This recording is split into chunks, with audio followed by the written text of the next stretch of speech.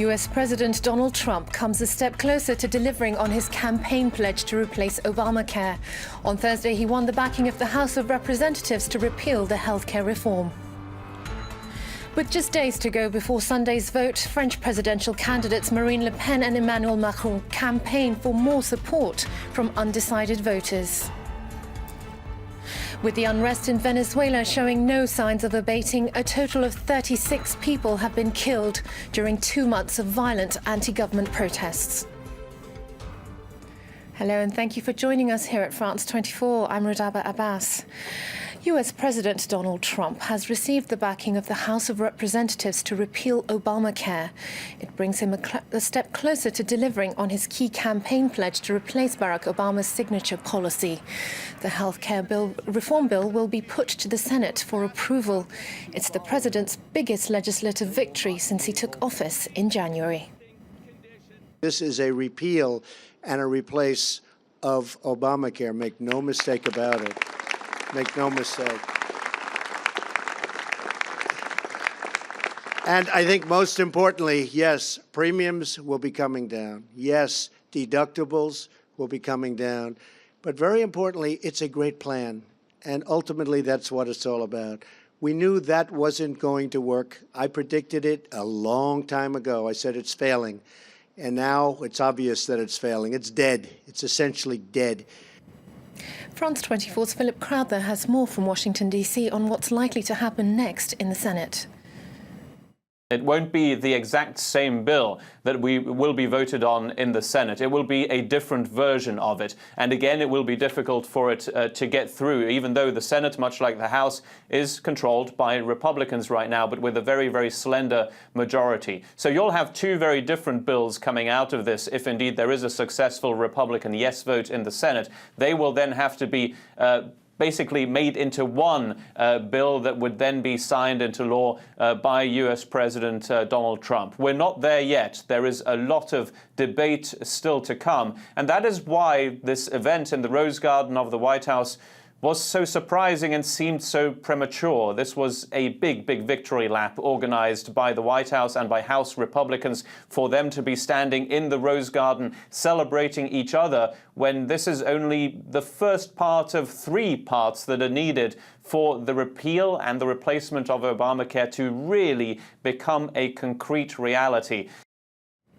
With Donald Trump working to unravel Barack Obama's policy, the former US president has been turning his attention to the election here in France.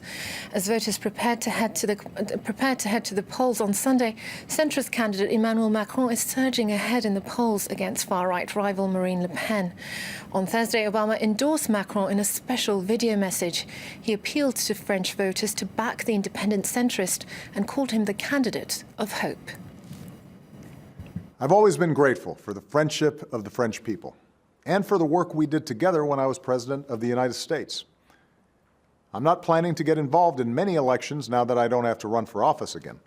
But the French election is very important to the future of France and the values that we care so much about, because the success of France matters to the entire world. I have admired the campaign that Emmanuel Macron has run. He has stood up for liberal values. He put forward a vision for the important role that France plays in Europe and around the world, and he is committed to a better future for the French people. He appeals to people's hopes and not their fears. And I enjoyed speaking to Emmanuel recently to hear about his independent movement and his vision for the future of France. I know that you face many challenges, and I want all of my friends in France to know how much I am rooting for your success. Because of how important this election is, I also want you to know that I am supporting Emmanuel Macron to lead you forward. En marche! Vive la France! Many French voters still remain undecided on which candidate to back. Marine Le Pen and Emmanuel Macron spent Thursday on their campaign trail in a bid to win their support. With just days to go before the polls open, Laurent Berstequer takes a look now at how the contenders are being viewed by the public. Barely a few hours after a bruising TV encounter, Marine Le Pen and Emmanuel Macron were back on the campaign trail. The centrist candidate faced a crowd of angry workers as he visited a glass factory in Albi in the south of France. Yet Macron stuck to his guns and defended his plan to reform France's labor code. I won't go back on these reforms because our economy needs more individual security, which I offer on unemployment, retirement and medical care, but also more flexibility to make our companies more resistant. Marine Le Pen was also greeted by a riled-up crowd as she visited a trucking company in Brittany. The far-right candidate was booed and jeered, prompting security to remove the protesters. Asked about her widely criticized debate performance, Le Pen said she'd been unfairly treated by the media. These people, these elites, they can't accept that we're demanding answers or that we expose their favorite for who he really is. I'm sorry if I bothered them, but I did exactly what the French people were expecting me to do. Yet even among her own supporters, there were concerns that she had been too aggressive and shown a lack of composure. I was a bit disappointed by the debate yesterday. I just thought she attacked Macron too much. I hope that won't hurt her chances. With the campaign officially ending Friday evening, both candidates were keen to keep up momentum and seize this last opportunity to convince the French people ahead of Sunday's crucial vote. In Paris's Place de la République, hundreds of people have been gathering for a special concert to take a stand against the far-right presidential candidate Marine Le Pen. Performers spoke out against her and urged voters to reject what they called her message of hate. Many pledged their support for Emmanuel Macron. France 24's Jonathan Walsh was there and sent us this report. Thousands of people came here at Place de la République with a very simple message: no to racism, no to Marine Le Pen. Everybody here is convinced that a victory of the far-right candidate would be a massive disaster for France. Dozens of artists played on stage, including the famous British singer Pete Doherty.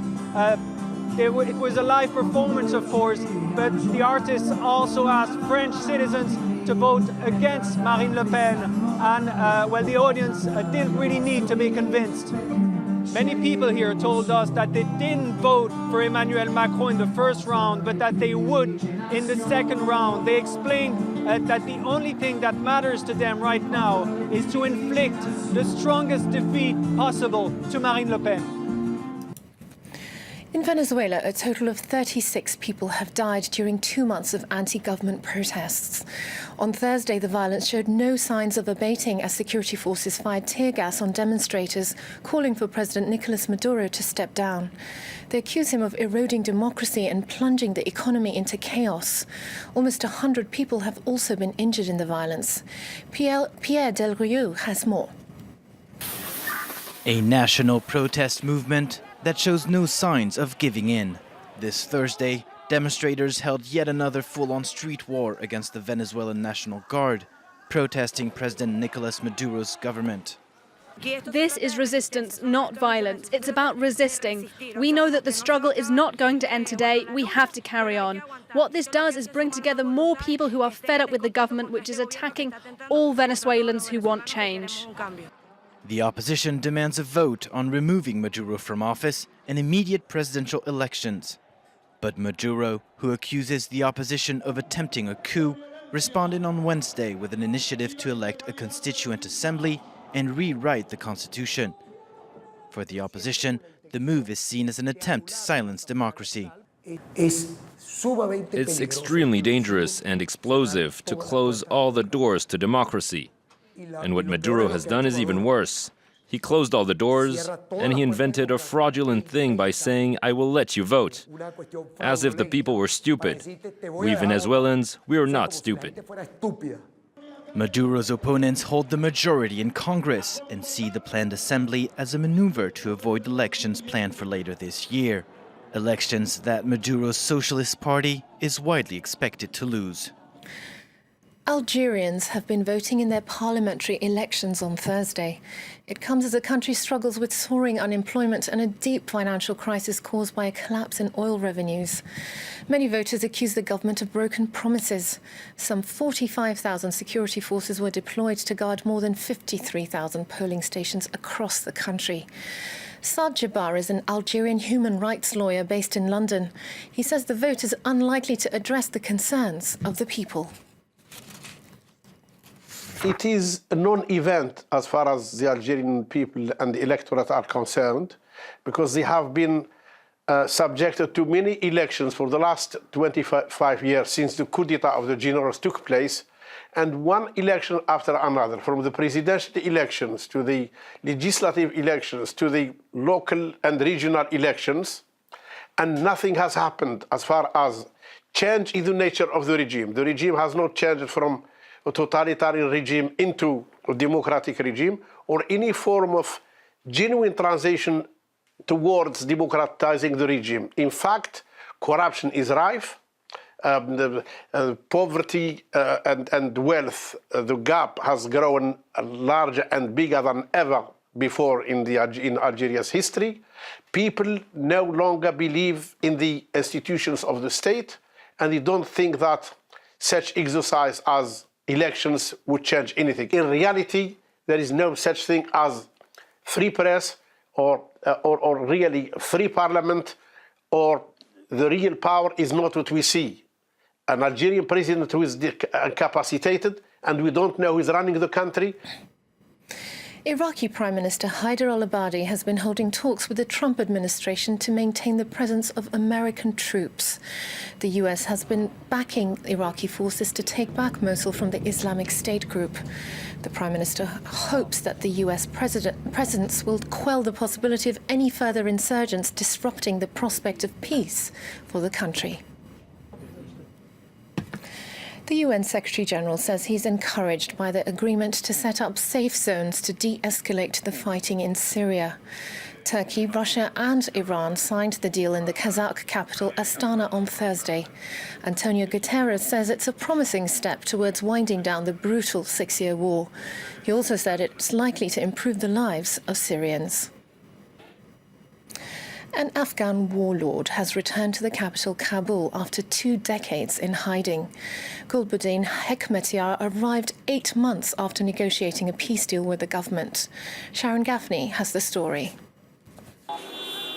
Returning to Kabul after more than 2 decades in exile, decked out with flags, flowers and machine guns, the convoy carrying the Afghan warlord, Gulbuddin Hekmatyar, was joined by hundreds of supporters. All the leaders are to be blamed for the destruction of Kabul. But he's come back here for peace, and it's good news for us. If peace is restored, the whole nation will be happy. Once known as the Butcher of Kabul, Hekmatyar is one of the most divisive figures in Afghanistan. The former Prime Minister leads the country's second largest militant group and was accused of numerous atrocities during the bloody civil war of the 1990s. His bombardment of Kabul led to the deaths of tens of thousands of civilians. At the end of the conflict, Hekmatyar was forced from the city by the Taliban. His return hasn't been universally welcomed. The residents of Kabul, who have lost 75,000 family members because of the rockets he fired on the city, are not happy about him returning to Kabul. Hekmatyar signed a peace deal with the Afghan government last September, pledging to abandon violence and accept the constitution. He's not the first warlord to be granted immunity for past crimes, a policy that's been strongly condemned by human rights groups and the survivors of the civil war. Parts of central and northern China have been enveloped by a sandstorm, raising concerns of a pollution crisis. The annual phenomenon led to poor visibility and the disruption of air traffic. Many residents were also forced to stay at home. That's all for this bulletin. Do stay tuned to France 24 for the latest world headlines. You can also follow all our stories on our website, france24.com. Do stay with us.